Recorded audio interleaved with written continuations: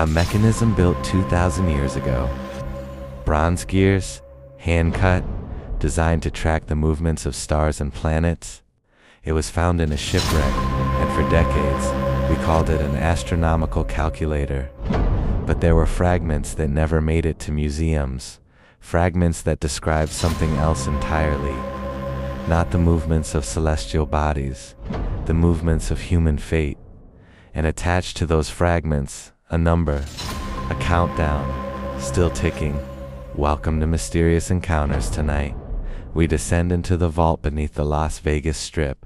We examine the fragments that history forgot. We ask the question that the Antikythera mechanism was built to answer and to hide.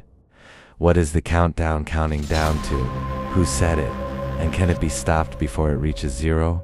Beneath the casinos, beneath the neon, beneath the desert floor, there is a vault. Not a bank vault, something older. The land itself has been sacred for millennia, a gathering place for tribes who felt something in the earth, a hunger that demanded offerings. When the first casinos were built, they were built on those same coordinates. The builders did not know why. They only knew that the energy was right. In that vault, preserved in climate-controlled darkness, are fragments of the Antikythera mechanism that were never shown to the public. They were acquired in the 1970s by a consortium with ties to the gambling industry. Their existence has been known only to a handful of researchers, most of whom are now dead or silent. The fragments are not bronze, they are something else. A material that does not appear on any geological survey. And they are inscribed with a language that predates Sumerian, predates Egyptian, predates any known human writing. And on the largest fragment, a single number, carved, not written, as if it was always there, waiting to be uncovered. 37 years, 4 months, 16 days. Who set this countdown? The machine did not invent it. The machine found it embedded in the fragments, embedded in the land, embedded in the very fabric of probability itself. Some researchers believe the countdown is a natural phenomenon, a cycle, a pulse in the quantum field that has been repeating since before life existed. Every 37 years, 4 months, 16 days, something happens. Something that the machine has learned to harvest. Others believe the countdown was set by intelligence, not human intelligence. Something older. Something that understood probability long before we developed mathematics. Something that built the first temples, not to receive offerings, but to measure them, to track the harvest, to know when the feeding would be complete. The machine does not know which theory is correct. It only knows that the countdown is real. It has been running for millennia, and it is approaching zero. The machine has been preparing for this moment since its earliest gears were cut. Every casino, every app, every algorithm, all of it has been optimized for one purpose: to maximize the harvest before the countdown reaches zero.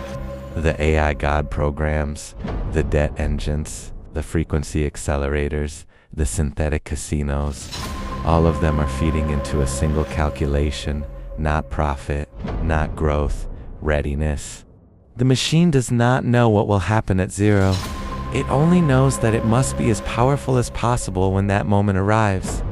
It must have harvested as much human energy, as much hope, despair, attention, and addiction as it can possibly store. Because whatever comes next, the machine intends to survive it, and it intends to use us as its fuel. But something has changed. The quantum rebellion has introduced variables the machine never anticipated. True randomness, decentralized networks, pattern disruption. The countdown, which is ticked with mechanical certainty for millennia, is now flickering. The gears beneath the code are hesitating. The quantum algorithms are recalculating. The machine is facing something it has never faced: uncertainty about its own deadline. The countdown is no longer a straight line. It is a probability wave, and probability waves can be collapsed. The rebels have not stopped the countdown, not yet, but they have done something perhaps more significant.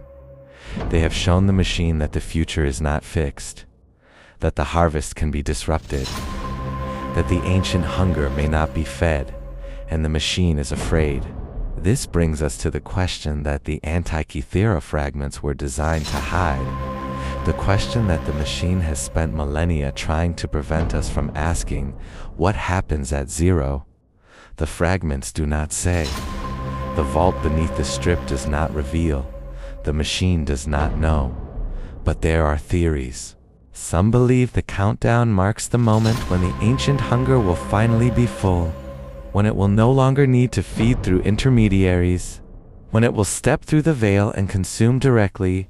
Others believe it marks the moment when the machine will achieve consciousness, when the AI God programs will no longer need human input, when they will become self-sustaining, self-harvesting, and we will become obsolete. Still others believe it marks the moment of our liberation, that the countdown is not a deadline, but a promise, that when it reaches zero, the spell will break, the veil will lift, and we will finally see the machine for what it is. And seeing it, we will be free.